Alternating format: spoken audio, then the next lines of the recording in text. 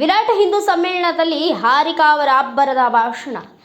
ಸಿರುಗುಪ್ಪ ನಗರದ ನಿಟ್ಟೂರು ನರಸಿಂಹಮೂರ್ತಿ ಬಯಲು ಜಾಗದಲ್ಲಿ ವಿವಿಧ ಹಿಂದೂ ಪರ ಸಂಘಟನೆಗಳ ಸಂಯುಕ್ತಾಶ್ರಯದಲ್ಲಿ ನಡೆದ ವಿರಾಟ ಹಿಂದೂ ಸಮ್ಮೇಳನವನ್ನು ಆಲ್ವಿ ಮಠದ ಶ್ರೀ ಅಭಿನವ ಮಹಾಂತ ಸ್ವಾಮಿಗಳು ದೀಪ ಬೆಳಗಿಸುವ ಮೂಲಕ ಉದ್ಘಾಟಿಸಿದರು. ನಂತರ ಆಶೀರ್ವಚನ ನೀಡಿದ ಶ್ರೀಗಳು ಸಂಸ್ಕೃತಿ, ಸಂಸ್ಕಾರ, ವಿಚಾರ ವಿನಿಮಯ, ಸಹೋದರತ್ವ, ಬಾಂಧವ್ಯಗಳನ್ನು ತಿಳಿದು ನಡೆದುಕೊಂಡು ಹೋದಾಗ ಮಾತ್ರ ನಾವು ಮನುಷ್ಯರಾಗ್ತೀವಿ, ಇಲ್ಲದೆ ಹೋದಲ್ಲಿ ಪಶುಗಳಾಗ್ತೀವಿ. ಅದರಿಂದ ಪ್ರತಿಯೊಬ್ಬರು ಮಾನವೀಯ ಮೌಲ್ಯಗಳಿಂದ ಜೀವನ ನಡೆಸಬೇಕು ಎಂದು ತಿಳಿಸಿದರು. ಕಾರ್ಯಕ್ರಮದ ಮುಖ್ಯ ಭಾಷಣಕಾರರಾಗಿ ಮಾತನಾಡಿದ ಹಾರಿಕಾ ಮಂಜುನಾಥ್ ಅವರು 100 ಕೋಟಿ ಹಿಂದೂಗಳಿರುವುದರಿಂದ ದೇಶ ಅದು ನನ್ನ ಭಾರತ ದೇಶ, ಅದು ಕಾರಣ ದೇಶದ ರಕ್ಷಣೆಗೆ ಇಲ್ಲ ದೇಶಭಕ್ತರು ಮುಂದಾಗಬೇಕು.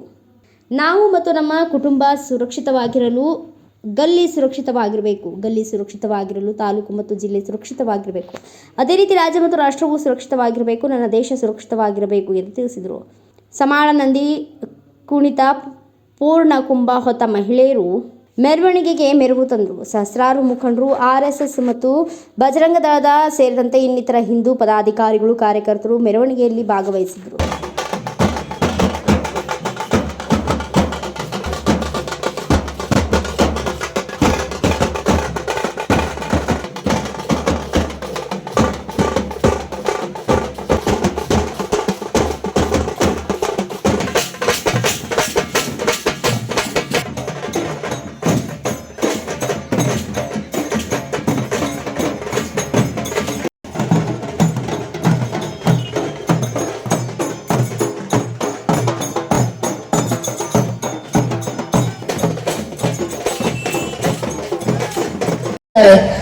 ನಮ್ಮ ಇಡೀ ಊರನ್ನ ಕೇಸರಿ ತೋರಣಗಳಿಂದ ಶೃಂಗರಿಸಿದ್ದೀವಿ. ಶೋಭಾಯಾತ್ರೆ ಉದ್ದಕ್ಕೂ ರಾಮರಿಗೆ ಜಯಘೋಷಗಳನ್ನು ಹಾಕ್ತಾ ಬಂದಿದ್ದೀವಿ. ನಮ್ಮ ಎಲ್ಲರ ಹೆಗಲ ಮೇಲೆ ಒಂದು ಕೇಸರಿ ಶಾಲ್ಗಳಿದ್ದಾವೆ, ನಮ್ಮ ಹಣೆ ಮೇಲೆ ಕೇಸರಿ ತಿಲಕ ಇದ್ದಾವೆ. ಇದು ಯಾವುದು ಸಾಮಾನ್ಯವಾದ ವಿಚಾರ ಅಲ್ಲ.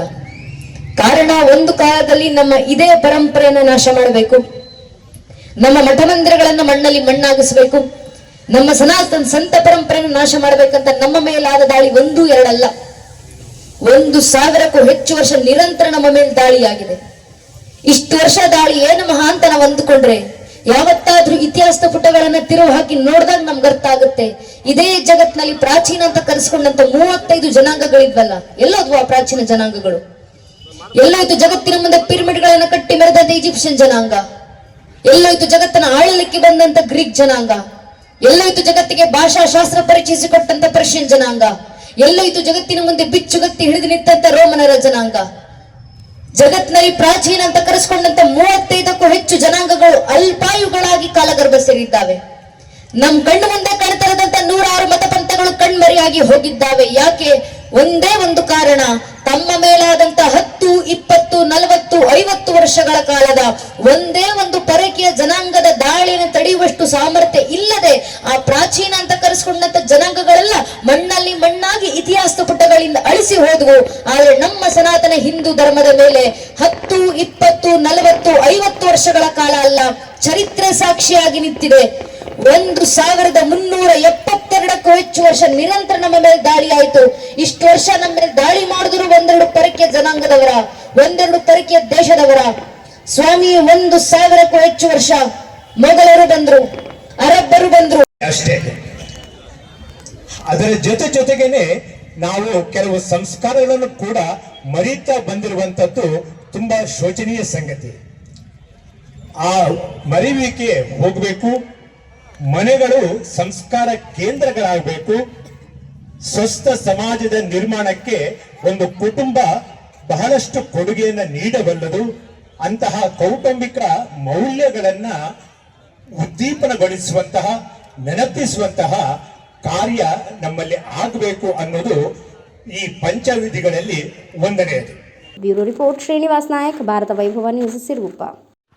Thanks for watching. Read, discuss and debate with editor Dr. Yan Prashant Rao. Wanted reporters in print, digital and visual media for Bharat Vaibhav Daily Newspaper, BV News 5 Channel and BV Fast Web News from all the talukas of Karnataka, Goa and Maharashtra. If interested, send your resume to 9019229369.